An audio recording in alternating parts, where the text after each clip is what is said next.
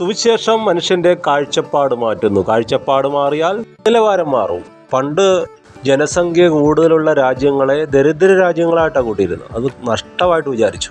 ഇപ്പോൾ കാഴ്ചപ്പാട് മാറി. മാൻ പവറാണ് ഏറ്റവും വലിയ സമ്പത്ത് എന്ന് കാഴ്ചപ്പാട് മാറിയപ്പോൾ ചൈനയും ഇന്ത്യയൊക്കെ വമ്പൻ രാജ്യങ്ങളായി. അവരുടെ സ്ഥിതി മാറി.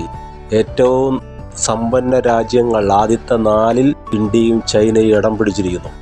ദൈവസഭ ഇതുപോലെ തന്നെയാണ്.